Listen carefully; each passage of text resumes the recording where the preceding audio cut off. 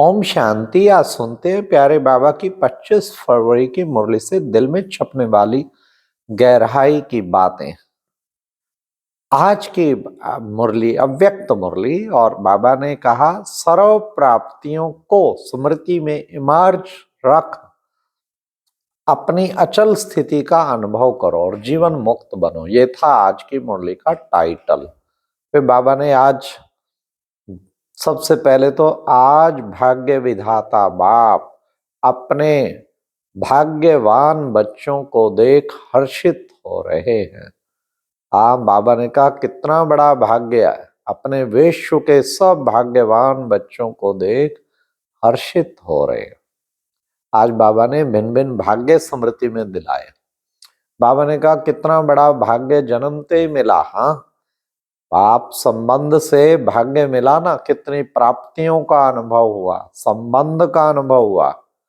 कभी सोचा था जो फलक से कहते हो कि भगवान हमारा बाप है दुनिया में कैसे फलक से कहते हो? बाबा ने कहा तो कितना बड़ा भाग्य। कोई कहता है दुनिया में भगवान स्वयं हमारा बाप है? वो तो ढूंढ रहे हैं और आप कहते हो हमें मिल गया, उसने हमारी जिम्मेवारी संभाली हुई है, पाना था सो पा लिया। तो फर्क है ना। तो बाबा ने कहा इस भाग्य को स्मृति में रखते हो।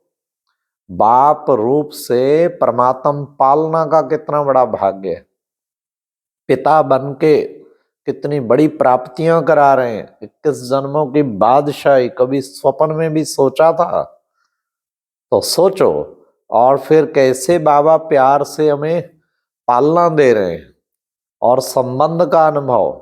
ये बाबा ने कहा खास जो है बच्चे को वर्षा होता है ना, कितना बड़ा वर्षा प्राप्ति। यहाँ भी शक्तियों का, गुणों का कितना बड़ा वर्षा मिल रहा है। फिर टीचर संबंध से बाबा ने कहा कितना दूर देश से आके रोजाना पढ़ाते हैं, एक दिन भी पढ़ाना मिस नहीं किया, शिक्षाएं देते हैं। तो ये टीचर रूप का भाग्य है। कभी सोचा था स्वप्न में भगवान मुझे रोज आके पढ़ाएगा? फिर सतगुरु के संबंध में क्या मिलता है? बाबा ने कहा सतगुरु के संबंध में श्रीमत मिलती है। अभी कंफ्यूज नहीं हो क्या करूं, कैसे करूं, ये करूं या वो करूं। कदम कदम पे श्रीमत मिली हुई है। तो ये कितना बड़ा भाग्य है कि सतगुरु रूप से श्रीमत मिलती है। फिर बाबा ने कहा सतगुरु रूप से वरदान भी मिलते हैं। तो वरदान कितने मिले? ये भी वरदान है ना। बाबा ने कहा कितने वरदानों की प्राप्ति कर रहे हो।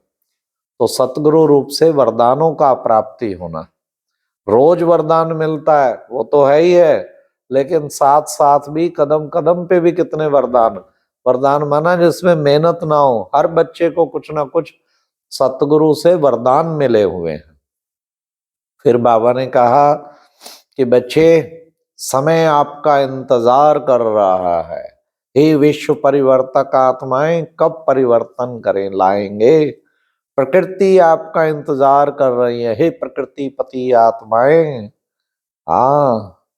कब जो है प्रकृति को सतो प्रधान बनाएंगे? समय विजय का घंटा लेके खड़ा हुआ है कि भक्त आत्माएं भी खूब इंतजार कर रही है कि कब हमारे इष्ट देव हम पर प्रसन्न होंगे। दुखी आत्माएं भी कर रही है कब हमें मुक्ति प्राप्त कराएंगे। तो बाबा ने कहा तुम्हें पुकार, बाबा ने कहा बच्चों को पुकार सुनाई नहीं देती है क्या? ये पुकार सुनाई देनी चाहिए। ये सब याद कर रहे हैं और उनका कल्याण करो, विश्व परिवर्तक बनो।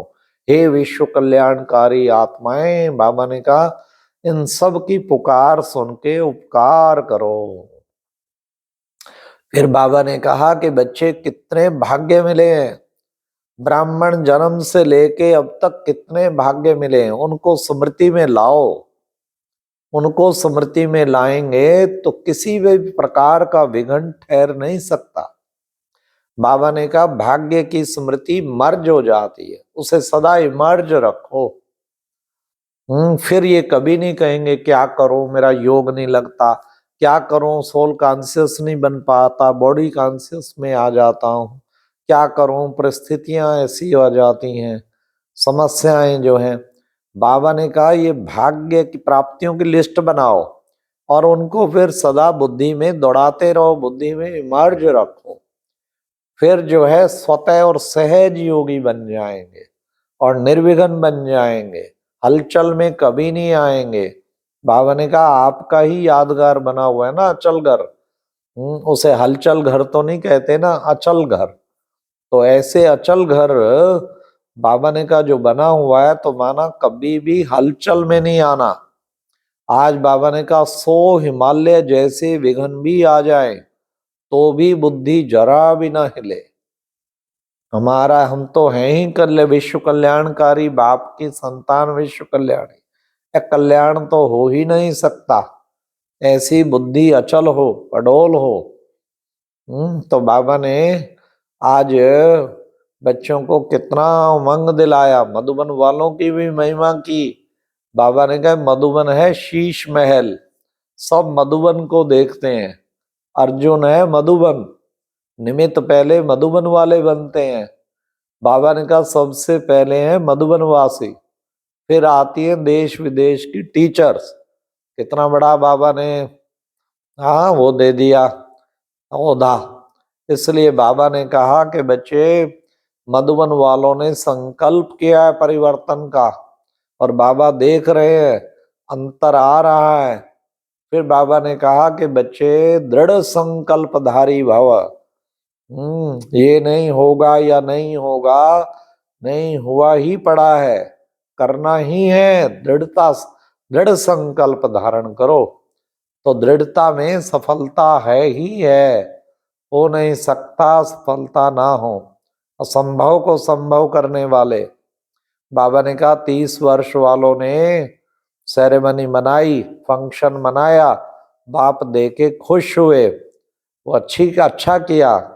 लेकिन क्या किया, गोल्डन चुन्नी पहनी, पांडवों ने भी पगड़ी की पे बांधी कि ताज की तरह। फिर बाबा ने कहा हाँ और क्या किया, चिंदी लगाई, ताज पहना, ये सब चीजें की ना, लेकिन इससे क्या होगा। बाबा ने कहा आखिर अलमारी में सीमेंट की गोल्डन चुल्ली चली जाएगी। आखिर कब तक पहने रहेंगे, फिर डालो अलमारी में। बाबा ने कहा गोल्डन चुन्नी पहनना माना गोल्डन स्टेज बनाना, ताज पहनना माना बाबा ने कहा जिम्मेवारी का ताज है, ये जिम्मेवारी की पगड़ी है। विश्व कल्याणकारी, विश्व सेवाधारी, विश्व परिवर्तक, ये जिम्मेवारी की पगड़ी है।